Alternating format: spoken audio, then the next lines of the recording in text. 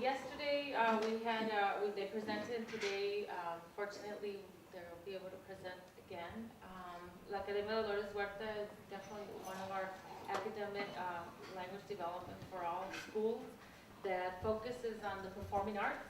And one of the reasons definitely that not only academically, but also just one of our components is student-centered for the students, and we student-centered work that they do with their students, and we want to be able to learn from them, and this is why we're at the school primarily this year, is to learn what they do with the performing arts, because what they do there is actually como dice Octavio, nosotros nombramos a la escuela mágica, porque hay mucha mágica que hay en aprendizaje, pero también en el baile y todo lo que están aprendiendo en arte también. Entonces es lo que van a compartir hoy, lo que hacen en la escuela.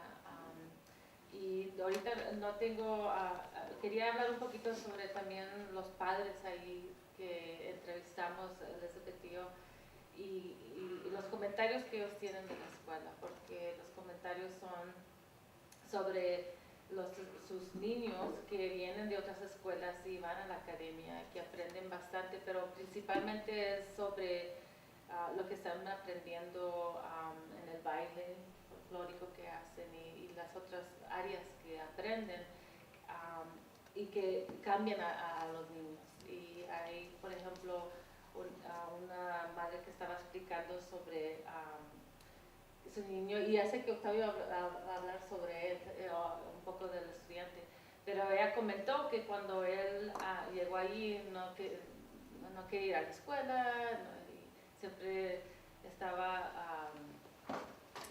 un poco, se le dificultaba la escuela, pero a la misma vez cuando fue allí comenzó a aprender las canciones rancheras, las canciones que les estaban enseñando y el baile y todo, y él los comenzó a escuchar, a cantar y todo en casa, y entonces ella dijo,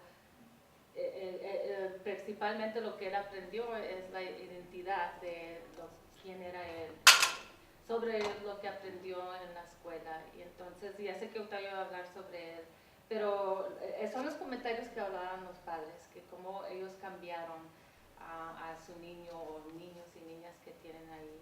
Entonces es una escuela mágica en muchas maneras, y es lo que quiero que ellos compartan sobre qué es lo que están haciendo allí, claro, académicamente, pero también principalmente en performing arts que ellos hacen en la escuela Dolores Huerta. Entonces con eso les voy a dejar a José Tena y Octavio Casillas. Good morning. Para compartir con ustedes. Buenos días. Buenos días. Octavio Casillas, director, y José Tena, director de la escuela, y José Tena, director del programa de ballet folclórico. We're going to begin. Is everybody bilingual? Español, inglés? If I code switch back and forth, I'm not going to lose anybody, because I don't do it on purpose, but you know, that's what happens. Learn a different language. Vamos a empezar con un poquito de historia de la escuela. La Academia Dolores Huerta, we opened our doors in school year 2004-2005. La escuela se abrió con la visión that we were going to be, I have all the phlegm from being at the casino last night and everything, so I still have taste about 1,500 different brands of cigarettes in my throat, but la escuela se abrió with a vision, and it's a vision that we believe in, and Mr. Tena and I have talked about this with all the teachers, and I think it's something you guys relate to, and I hope that you relate to it, that you have to believe in the vision that you have as an educator. You really have to believe in it, because it becomes your direction. If you don't have a vision, you basically don't have a place to go. And if you don't have a mission as how to get there, then you don't have a vehicle to get there. So the mission for us is the vehicle, the vision is where we're going to go. And you also have to know where you're coming from. En la Escuela Dolores Huerta, the vision is to be amongst the top performing schools in the country. When we were working on the vision, there was the discussion of being the top school in the country, and I can tell you guys, your vision has to be something that you're going to be able to attain, that you're going to be able to get there. And you can't be the top performing school in the country. There's no way, because there's no way to measure that you're the top performing school. I think just being amongst the top means you serve the kids well, and that's achievable. And that's what we, as educators, we work for kids. And anytime you serve the kids well, you become a top educator, and that's what we're interested in, being the top education, but not being amongst the top, but not being the top school. The mission of the school is to create and you guys can read that, but the way that we have it, that I understand it in my head, is we're going to take a kid's culture, and Las Cruces is 98% Mexican by culture and Hispanic by race. So we're going to take la cultura hispana de Las Cruces, la raza hispana de Las Cruces, que es 98%, and we're going to work with the Mexican culture of that Hispanic race, because that's what the kids identify with, and that's when we connect kids to who they are and where they come from. You know, we have and I know you see it in your schools, you have a lot of kids who watch TV, MTV, and all these popular channels, and then they start sagging their pants, and they got their head, you know, their gorro to the side, and they start talking all this other language and lingo that you don't understand, and a lot of these kids don't even understand that culture themselves, the one that they're embracing. But it's what everybody embraces, and because they don't know who they are, they don't know where they're going, so then they'll take anything that's cool, anything that's hip today, and they take that. So at la Academia Dolores Huerta, instead of telling kids, don't do that, don't be that thug, don't be that kid that's trying to be cool, we try to connect them to who their parents are. De dónde es la familia, quién es la familia, quiénes son ellos, and that is actually where the change happens. And that is the mission, is that we're going to have a culturally diverse educational program. Vamos a hablar de la cultura, pero va a ser en una perspectiva diversa, y vamos a conectar a los niños so that they achieve high personal growth and strong social cultural identity. Notice that we're not trying to give them academic success to reach this, the personal growth and the cultural identity. You cannot teach a kid how to read and write and expect for them to do that in life. You can't. I tell you guys, it's not going to happen. Now, if you teach a kid to connect himself to who he is and take pride of who he is and learn about who he is, then the academic success comes after it. You know, you're going to hear, you go to presentations and you hear these, and I'm not bad-mouthing other presenters as if we're better than them, but our presentation is different. You go to presentations and they're going to tell you about this wonderful program that they have, and how you're going to put these kids in front of computers or with a tutor or with a mentor, and they're going to work on this program, and that's going to teach them how to read and how to write and how to become high academic performers in math and all these things. And those things do work, but there are a lot of people out there who know how to read and write and who know how to do math, and they couldn't do anything with their life. They're miserable. They're not good people of the community. A lot of them are in jail. Actually, my wife works at the public defender's office, and she meets some really bright people. And cada rato me dice, man, I met this guy today. That guy should be a lawyer. He's a genius, but he's a life criminal. And that's what we need to understand. Your kids don't need how to read and how to write. Your kids don't need to do math to be good members of society. Your kids our kids need to understand who their grandparents were, who their parents are, how they fit in society, and then they need to understand that they have the capacity to achieve whatever they want, so that they can pursue that. Now, not everybody's going to go to college, and not everybody should go to college. So you can't expect que todos los niños van a ir al colegio y todos van a ser profesionales, porque no va a suceder. Mi papá, you could have never forced my dad to go to college. And I said this yesterday, he's got 2 years of education, and they were both in first grade. Okay, and he didn't care for school. We lived in a farm in Mexico where I was born. We grew up in a farm, and he grew up in a farm, and education was not important. Saber andar en caballo era importante porque tenías que ir a llevar a las vacas a la pastura, llevarlas al río a que tomaran agua. Tenías que ir a cazar venados para poderle dar comida a la familia. Tenías que ir a la cosecha, a sembrar en tu tierra. So my dad, he didn't need school. There are a lot of kids who don't need school these days, and we can't push everybody to go to school. But they should be able to have the skills and that self-esteem and that self-assurance necessary, so that if they say, you know what, I want to go to school, they can't make it in school. If they say, you know what, I want to do something else, they can do that something else because they know that they can achieve that. Buenos días, Arlo. ¿Cómo estás? So that's what we do at la Academia Dolores Huerta, and we'll talk more about that later on. Todos los cigarros que te fumaste esto ayer. Se ve la culpa. Bueno, digo, ¿verdad? ¿Cómo soy cada cobarde? Our special sauce, we have, in the last 2 years, ha salido un término nuevo en la Academia Dolores Huerta, and we have started calling it a magical place. And let me tell you guys, it is a magical place. But it's not magical because there's something that comes, it doesn't happen in itself. The magic happens when teachers, and I have great teachers, I have amazing teachers, I have the most passionate teachers you can find. And when you have great teachers, and those teachers work very closely with the parents, and they work very closely with the kids, and you support both of them. I gotta support my kids, my teachers, and my parents, and I gotta guide them and lead them and be there for them every single time. And when you do that, magic starts to happen. Remember, magic is not something that, I'm not talking about Las Vegas type of magic. No voy a sacar un pichón de un niño, okay? I'm not gonna make a kid turn into a paloma and fly away. Not that type of magic.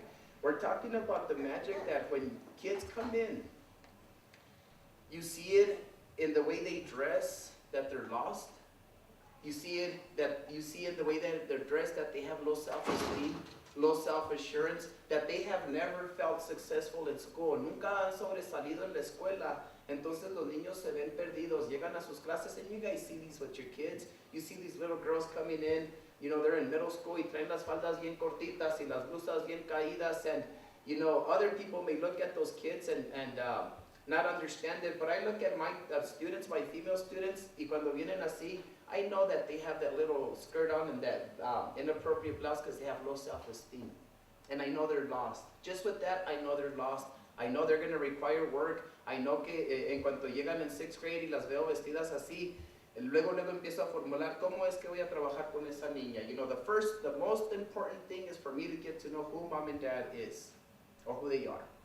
Y empiezo a hablar con el papá, y empiezo a hablar con la mamá, and I don't start criticizing the child right away about, pues no la quiero en la escuela vestida así, because if mom dresses like a hoochie, the daughter's going to dress like a hoochie. And if the dad doesn't respect women at home, then the daughter has learned that and that's okay, so that when I tell the kid you can't do this and you can't come to school like that, in effect what we're doing is we're criticizing the home, and that's the only thing that's going to do is going to push you away. So parental involvement at la Academia Dolores Huerta is very, very important. And when we got involved with the ALD for All program, when we sat and we talked about it, what are they going to be looking for at the school, I requested and I suggested and I recommended, because it was their decision, that they meet with parents, because that's a huge component of la Academia Dolores Huerta. And they met with parents, and they got the feedback that they got from the parents was that they're very involved with the school, but they're welcomed at the school. Los buscamos, los queremos en la escuela. I can tell you that as a director, anytime a parent goes into the school to see me, I never say that I'm not available. I have not one time done that. I have asked the state to step aside because I have a parent that needs me. And yeah, the state has said, you know, I came all the way from Santa Fe. Yeah, but you get paid for this. You can come back. You're going to get reimbursed for your mileage and your meals. You're okay. You can sit aside for 15 minutes. Because que no te vean, abren la puerta y nos ven y se van. Que no nos vean, vamos a escondernos. And you know what? It's not to be rude with the state, because it's not disrespectful when I say that. But it is disrespectful because parents work 2 jobs. They are afraid to go to the school. Yo cuando estaba niño, my mom and dad, the last thing they wanted to do was to go to the school and have to deal with why I wasn't doing homework, how come I was misbehaving, how come I wasn't in class. Y les daba vergüenza a mis padres ir a la escuela. So when my mom and dad went to school, if they got somebody that said come back later, that later meant never for them. No venga a molestarnos, is how they integrated it. No venga a molestarnos, estamos muy ocupados. Controle a su niño en su casa, ese es su problema. So we don't do that to parents. Anytime a parent comes in, I mean, unless they're overdoing it, that they want to interrupt the class, but if I have a parent that comes in and says, you know what, I really need to speak with this teacher about mi hijo, y tengo que irme al trabajo, y mañana no puedo venir, it's okay. I'll go to the class and I'll cover the class so the teacher can come out and talk to the parent. And through that, the parents feel validated, valued, they feel appreciated, they feel needed at the school, and then you start having parents que, no paré nomás porque iba pasando por la escuela. And it's great, because then you just walk them through the school, and the kids will not respect teachers, but they'll respect other kids' parents. I don't know why, but it happens. If you want kids to behave, you don't so much need your teachers there, you also need other parents there, because they're going to look at other parents and they're going to respect those parents more than they respect teachers. How? Why does it work? I don't know, but it does work. So parental involvement is super important, and we have it at la Academia Dolores Huerta. But in order for that to happen, you got to have the parents there all the time.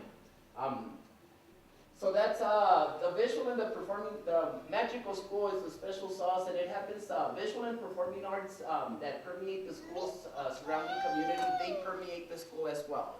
La comunidad de las Cruces es 98% mexicano por cultura. La cultura de la escuela es ballet folclórico, es la cultura mexicana, ballet folclórico con el director José Tena, mariachi con el director René Salazar y conjunto y norteño con el director Víctor, ¿cómo se llama? He's on you guys, so I don't remember his name. The performing arts classes are based on the Mexican culture, but the visual arts class is not. And that is because kids need to learn about other cultures as well, as they learn to appreciate their own culture. And I don't have somebody who can come and teach music from Brazil, and music and dance from Brazil, music and dance from Panama, music and dance from Switzerland, music and dance from Japan. I don't have that, but I do have a teacher who can bring in the visual arts from those countries, and that's what he does very, very well. He brings in art from all over the world, and we work very close with him. Ahí están los maestros, los directores. José Tena has been teaching ballet folclórico at the school for 10 years. Outside, ¿cuánto has estado enseñando ballet folclórico en tu vida? 43 years. Yeah, 43 years.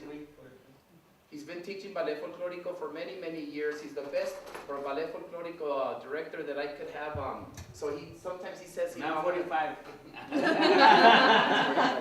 Sometimes he says, I'm going to retire in 2-3 years, and I tell him, no, you're not. You're not. I mean, how am I going to get somebody else like you? So he thinks he's going to retire, but he's not. We'll find a way to keep him. School success. We have high academic performance, and we have these flyers that we want to share with you guys. And in the flyers, you'll notice that we have just a little bit about our academic success. Most of it is about the arts, the arts programs, and that's intentional. Because let me tell you something, the state's moving in the direction that the country is moving, that it's all about data. And it's okay, because data is important. You can use it to find out where your kid's starting point is, and their growth, you can measure their growth. But let me tell you something, this whole movement on data, it's not as necessary as people are making it to be. Data is only numbers, and you gotta remember that when you go to school. If you start treating your kids like numbers, and like you're better than them because you're a teacher and you've gone to college, you're gonna crash. They do not care who you are, and they do not care how many years of college you have. And honestly, they shouldn't. Who cares about your college? It's your life. You chose that. If you wanted to go to college, fine. What are you going to do with it? Are you going to give me a good classroom because you're passionate about school? Or are you going to you think you're going to give me a good classroom because you understand data and because you can speak all these words? You know, you go to college and you have all these kids talking about critical pedagogy and talking these big old terms. And you go to the classroom and the kids will tell you, and I'm sorry for my French, they don't give a shit. They do not care about how many years of college you have. They don't care how good looking you are. They don't care how strong you are, how clean you are, how dirty you are. They don't care about any of that. The only thing they care about is, can you touch me in a way that I can feel that I'm appreciated? And I'm talking about mental, emotional touch. Don't take that in the wrong, don't get the wrong idea. So it doesn't matter when people start talking about data, and that's something that's really neat about our program today, about this conversation. You have everything you need already to succeed as an educator, and if you're probably very successful educators in here already. So you don't need me, You don't need anybody to tell you what you need or that you need to buy this product. You have everything you need as an educator because you have passion. Now you work in districts that they may demand data and they may demand so many things, and you should comply with that, but you know what? I can tell you something, and I can tell you this as an administrator. If I have a teacher que no entrega formas, que no me da lesson plans, que no me da all these things, but he's a great teacher and the kids are learning and they're moving forward and they're identifying with themselves and their culture and they're having that vision and those goals, I can't fire that teacher. There's nothing I can do. And I was that teacher when I was a teacher. I never submitted lesson plans. I did them, and una servilleta, y luego después la veía, yeah, that sounds good, you know, that's what my kids need. And I didn't submit lesson plans, and you know what? The principal would sit me down. I don't have time for lesson plans, because you know what? I have an after-school program that goes till 8. Because I'm sitting with kids doing homework till 8. I started an after-school program in every school that I worked at. In Chaparral Elementary, I didn't because they waived my student teaching, and I didn't know what the hell I was doing, and I was babysitting first graders, and that was the worst 6 months of my life. I ran out of that place. I could never teach at elementary. But I got into the middle school, and I started meeting the thugs. You know, the kids say, what's up, mister? What's up, man? You know, with the mad dog in you, what's up, loco? You looking at me like that, man? Sur 13. And I went in there, and I was like, whoa, man, you guys are some vicious people. You know, and it was all about the hood. And I created an after-school program that I made a mistake, but I was very naive, and I called it a dropout prevention program. Now I see why it's wrong. Because the kids that got into the program immediately got to understand that they were at risk. And let me tell you something, kids are not at risk. Educators are at risk. We're at risk. The education system is fading. The nation is at risk. The state is at risk. Kids are never at risk. I actually hate that term now. So I made a mistake because I was naive, and I'm still naive in other areas, but I was very naive.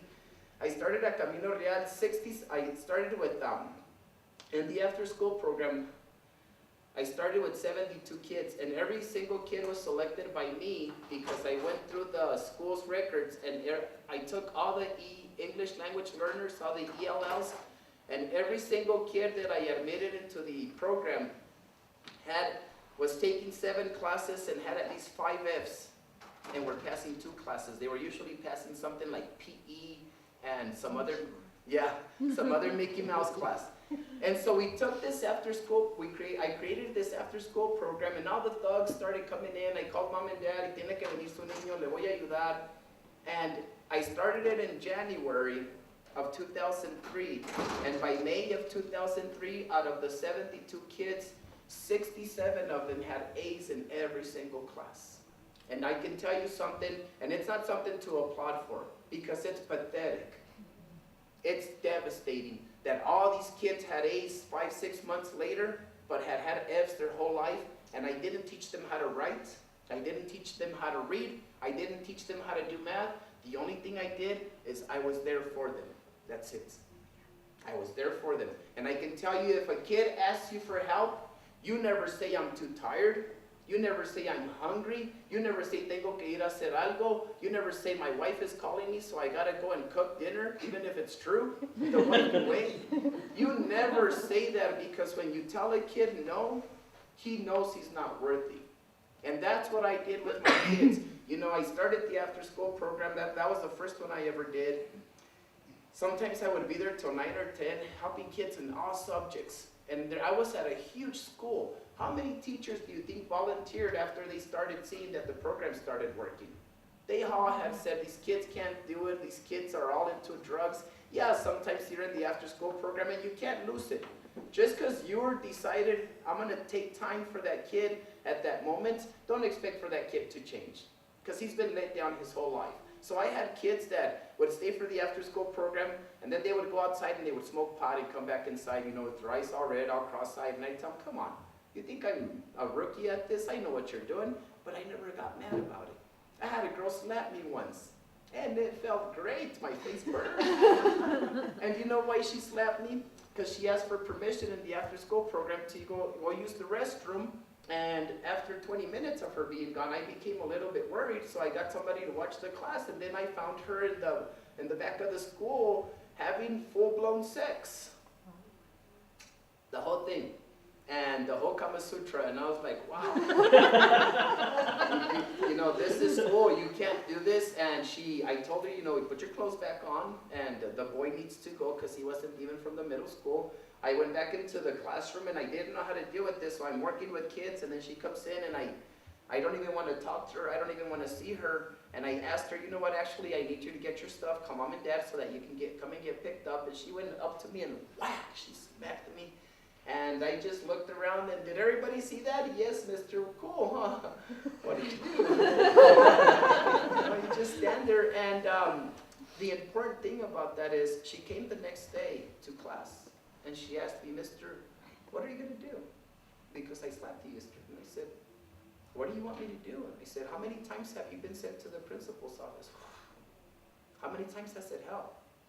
I don't care, they're just going to send me home, and mom and dad know that I'm already having sex, and you know, there's nothing they can do about it.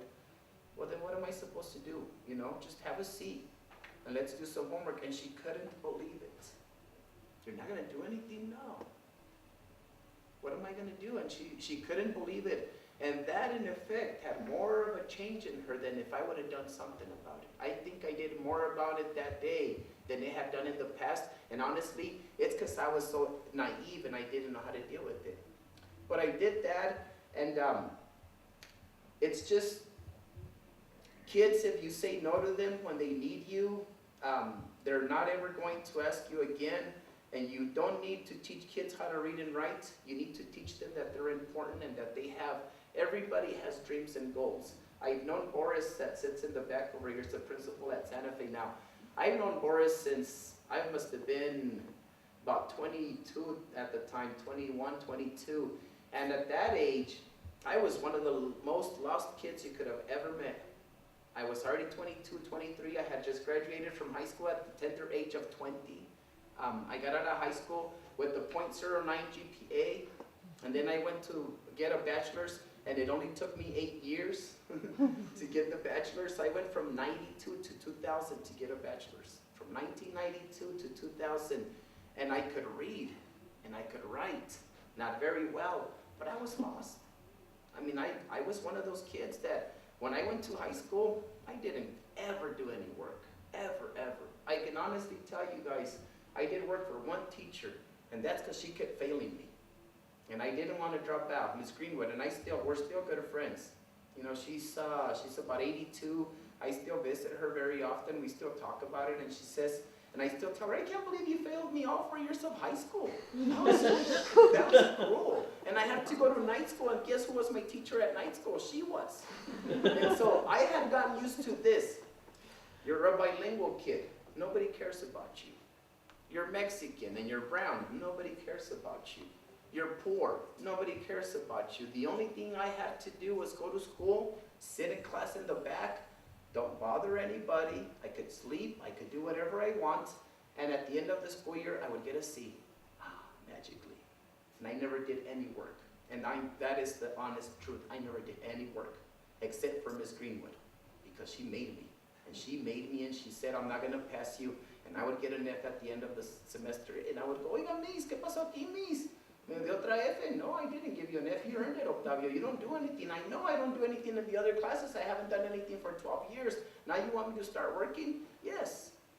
And she did it, and she forced me to do that. So anyways, I went to school, and I failed miserably in my bachelor's. I was lost. I had no idea how to do school.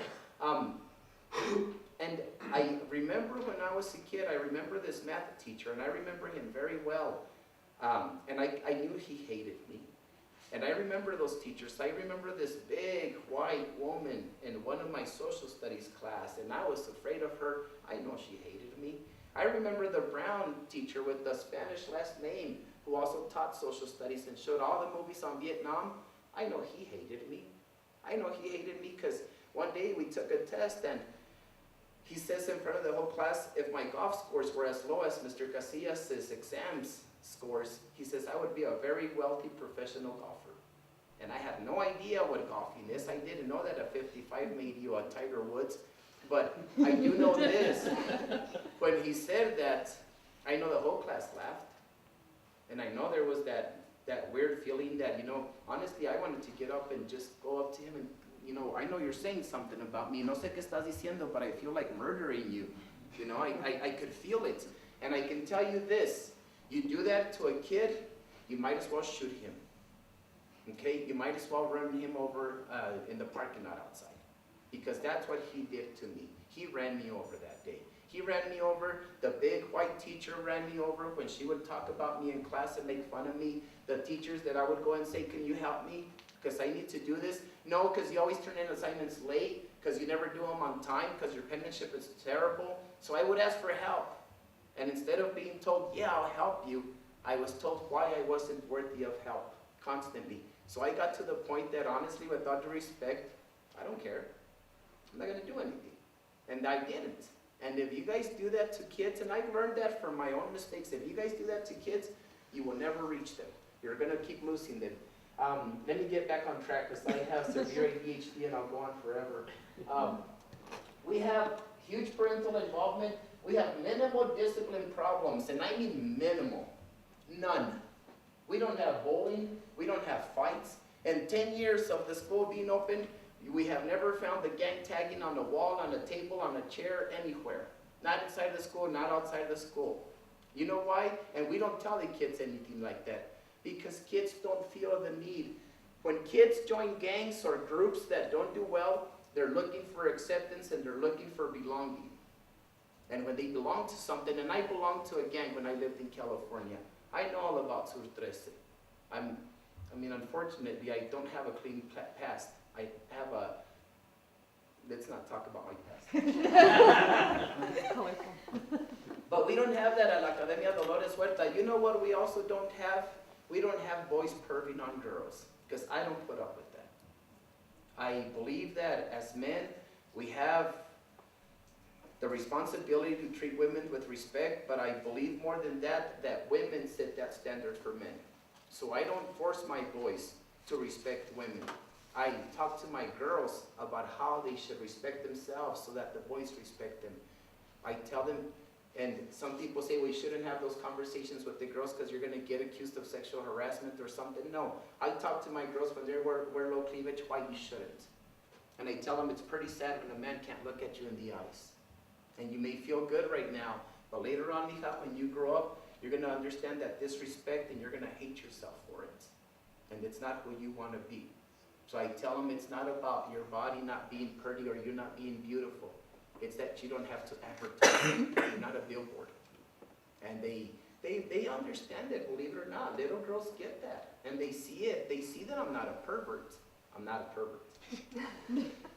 They see that I mean well. And not only do I tell them that with somebody that's in the office, I don't do it alone. I tell them that in front of their mom and in front of their dad. And I tell mom and dad, don't you be sending me your daughter like that anymore, because if you do, I'm going to sit her in the office and I'm going to call you and you're going to have to bring her another blouse, another shirt, or another pair of pants, una falda más larga. And parents, they overlook it 2-3 times, but then they get tired of me calling and then having to sit in my office and getting a lecture. So you know what happens? They start dressing appropriately. So then you know what happens with the boys? Now they don't have cleavage to look at. Now they don't have too much leg to look at. So then boys stop perving on the girls because naturally there's nothing fun. There's nothing there anymore. So the girls actually set the standard for the boys. And women do set the standard, and you know that as women. I don't have to tell you that. My wife tells me that. She tells me stop perving on me. My wife. You signed those for you waived those rights when you got married with me. We're amongst the best bilingual schools in the state, and Dr. Valenzuela is here to watch for that. I'd love to say that we're number one, but we're not. And we're never going to be, and I don't want to be number one. I just want to be at the top. And I want to be at the top only for the reason that by being there, I know we're serving kids well. That's it. Nothing else. Nobody needs any more credit than that. We're amongst the best middle schools in the state, bilingual or not. And I can show that with the data. I can show that with the way the kids behave. We take them to performances, and people can't believe these kids behave so well. People can't believe you don't have to tell. We have 155 kids in our school. How many performed at the last performance, Lena? 152. 152. everybody but 3 kids. And we take this large group of kids. I mean, we go a lot of places. And we don't have to be reminding our kids, don't do that. I mean, of course, you got the ones that want to jump on the back and push people. And I mean, they're kids. But for them to be disrespectful or trying to get away to make out or do drugs or bullying or tagging on walls or disrespecting adults, no, we don't have that. And we don't have to tell them that. They know that. They know, they see the standard. They see the way we behave. And they know they're expected to do the same thing. And when they don't do the same thing, they get punished for it. And they get punished in a good way. You know, I sit them in my office. I don't do out-of-school suspensions. It's rare that I suspend a kid out of school. He's got to be putting other kids in danger. Usually what they do is I sit them in my office, and I'm a jerk. I sit them in my office, mister, can I go to the restroom? No. You get one restroom use in the morning and one in the afternoon. But it's boring here. Shut up. Do your work. Don't talk to me. You waive your rights when you made that decision earlier. And I'm serious. Don't say anything. Just sit there. Stare at the wall. Sometimes I'll draw a dot on the wall.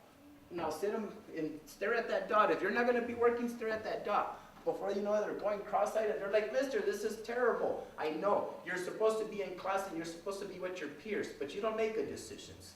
So that's what people in prison do. They sit in a little cell all day hating their decisions.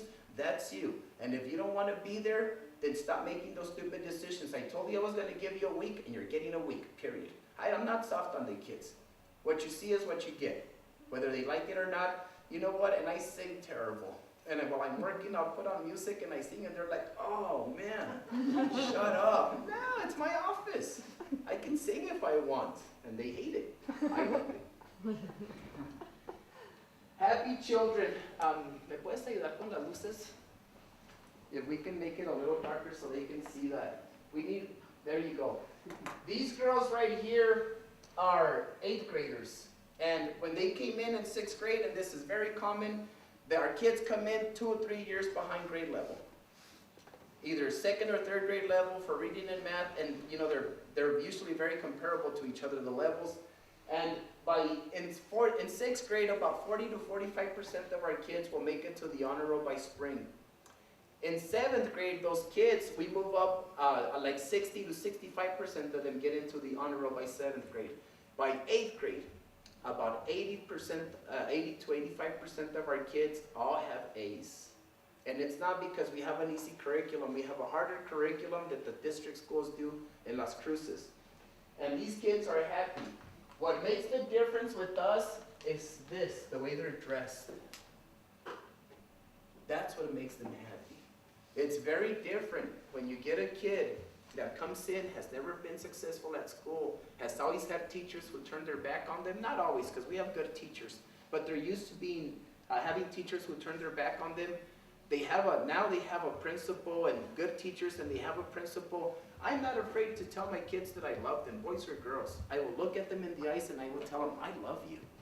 And they're like, whoa, no, I love you, mijo, I really do. And I mean that. And I wish you would listen to me, and I wish that you would work with me, because if you did, if you want to be an engineer, you could be an engineer in a year. If you want to be an astronaut, I could get you to the moon.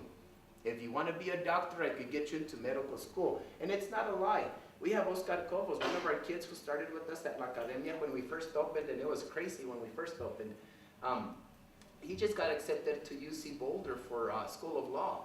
And he's one of the kids that came to the school low performing. You know, he wasn't the bad kid in discipline, with discipline issues, but he could barely read, he could barely write, he couldn't do math. He was very quiet, you know, sheltered. I don't have self-esteem.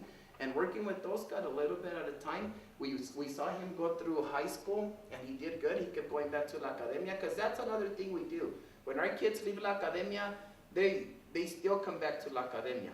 And I have kids coming to the office to visit, to say thank you. That is so common.